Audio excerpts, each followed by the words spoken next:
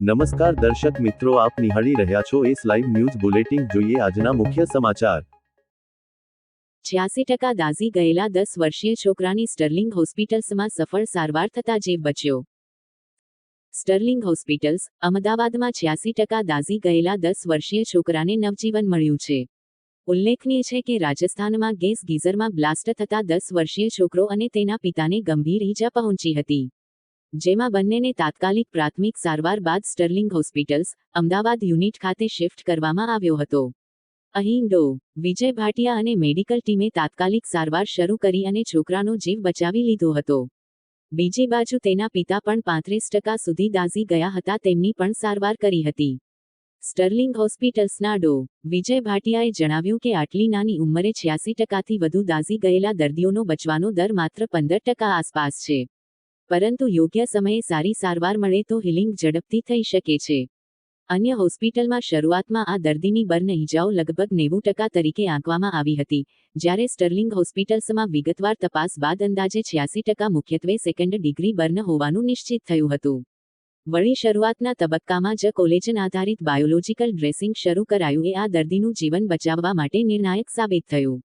સારવાર દરમિયાન તમામ વાઇટલ પેરામીટર્સનું ધ્યાનપૂર્વક નિરીક્ષણ કરી તેને સામાન્ય મર્યાદામાં જાળવવામાં આવ્યા હતા, જે plastic surgery, intensive care, anaesthesia અને નર્સિંગ ટીમ વચ્ચેના મજબૂત સંકલનનું પ્રતિબિંબ છે. ગેસ ગીઝર બ્લાસ્ટ થતાં 10 વર્ષીય છોકરાને ગંભીર ઈજા. 18 જાન્યુઆરી 2026ના રોજ ગેસ ગીઝરમાં બ્લાસ્ટ થતાં રાજસ્થાનના રહેવાસી 10 વર્ષીય છોકરો અને તેના પિતા ગંભીર રૂપે ઈજાગ્રસ્ત થયા હતા, જેમાં 10 વર્ષીય છોકરો તો 86% સુધી દાઝી ગયો હતો. અહીં તેને સૌપ્રથમ રાજસ્થાનની સ્થાનિક હોસ્પિટલમાં ખસેડાયો હતો અને ત્યાંથી તેને સ્ટર્લિંગ હોસ્પિટલ્સ અમદાવાદ ખાતે શિફ્ટ કરવામાં આવ્યો હતો.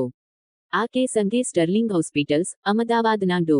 વિજય ભાટિયાએ કન્સલ્ટન્ટ, પ્લાસ્ટિક સર્જન કહ્યું કે 10 વર્ષીય છોકરાની સ્થિતિ ગંભીર હતી અને તેની ઉંમર પણ હજુ નાની હોવાથી ટ્રીટમેન્ટ અને દવાઓ પણ અલગ હોય છે.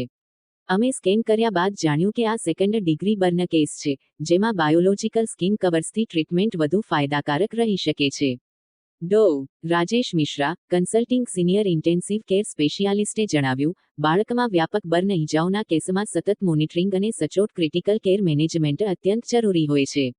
અમારો મુખ્ય ધ્યાન વાઇટલ પેરામીટર્સ સ્થિર રાખવા, યોગ્ય ફ્લુઇડ બેલેન્સ જાળવવા અને સંકલિત ટીમવર્ક દ્વારા ઇન્ફેક્શનને રોકવા પર હતું, જે સફળ પરિણામ માટે મહત્વપૂર્ણ સાબિત થયું.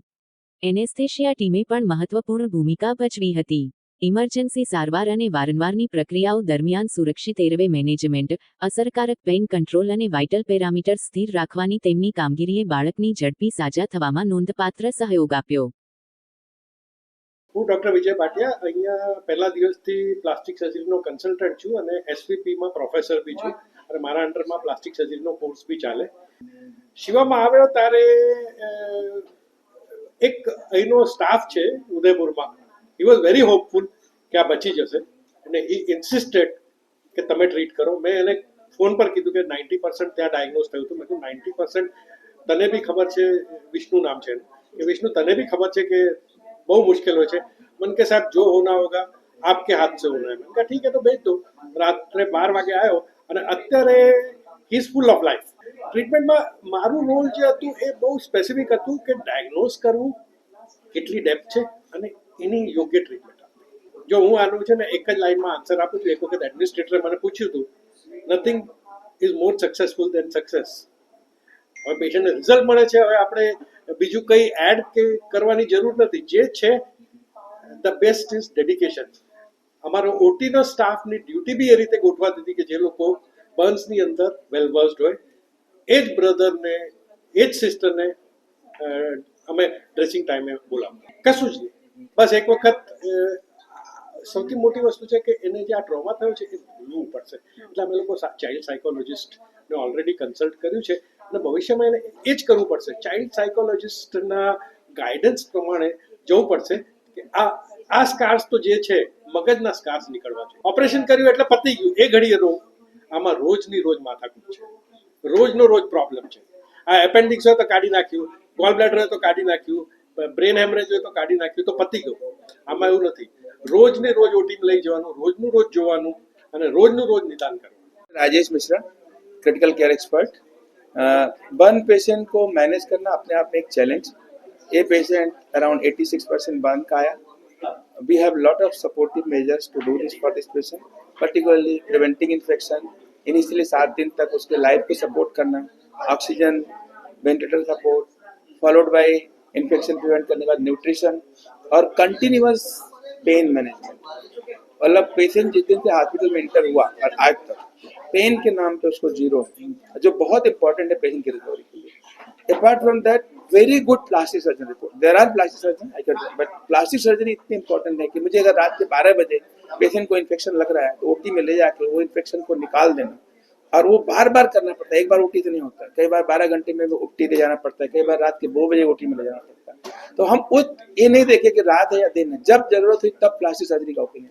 तो एक जो कंप्रिहेंसिव एक टीम अप्रोच थी एनेस्थीसिया का, इसकी एनेस्थीसिया भी अलग होती है, रूटीन एनेस्थीसिया इसको नहीं दे सकते, इनको हमें इंटुबेशन अवॉइड करना पड़ता है कि गले पे नली न डालनी पड़े. तो ये सब चीजें करके मतलब it is like miraculous recovery where lot of team work has help. And everybody has given time, not only time, efforts, but even financially, because the intention was that this boy should survive. We don't want 10 or 20-year-old kids die for any reason. So that was the intention. The difference है कि जब आया था तो there was no hope, and now he is walking alive. Sterling હોસ્પિટલ્સના CEO Santosh મારાઠેએ જણાવ્યું કે આ કેસ દર્શાવે છે કે બાળકોમાં ગંભીર બર્ન ઇજાઓના નિદાન અને સારવારમાં ધ્યાનપૂર્વકનું ટીમવર્ક અને સાવચેતી ભરી કાળજી કેટલી મહત્વપૂર્ણ હોય છે. ડો. વિજય ભાટિયા અને સ્ટર્લિંગ હોસ્પિટલ્સની મેડિકલ ટીમની નિષ્ઠા અને કુશળતાની હું હૃદયપૂર્વક પ્રશંસા કરું છું, જે 10 વર્ષી બાળકના જીવને બચાવવા અને ઝડપી રિકવરી માટે નિષ્ણાત ટીમ દ્વારા તકેદારીપૂર્વક કરવામાં આવેલી કામગીરીનો મુખ્ય ભાગ બની. આ અંગે વધુમાં જણાવતા સ્ટર્લિંગ હોસ્પિટલ્સ અમદાવાદના ઝોનલ ડિરેક્ટર શ્રી રમણ ભાસ્કરે કહ્યું કે સ્ટર્લિંગ હોસ્પિટલ્સમાં અમારી પ્રાથમિકતા અદ્યતન અને પુરાવા આધારિત ક્રિટિકલ કેર સારવાર આપવાની છે. 86% બર્ન ઇજાગ્રસ્ત બાળકના કેસમાં plastic surgery, intensive care, infection control અને રિહેબિલિટેશન સહિત વિવિધ વિભાગોની સંકલિત કામગીરી અત્યંત જરૂરી હોય છે.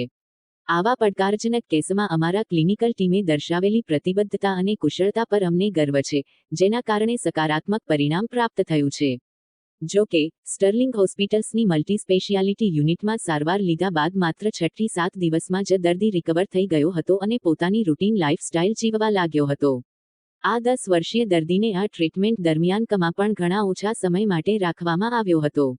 અહીં તેની રિકવરી સારી જણાતા નોર્મલ વોર્ડમાં શિફ્ટ કરી દેવામાં આવ્યો અને બાદમાં હવે તે રૂટીન લાઇફમાં રિકવર થઈને સેટ થઈ ગયો છે. એટલું જ નહીં, તેના પિતાને પણ ગીઝર બ્લાસ્ટ સમયે ઈજા પહોંચી હતી.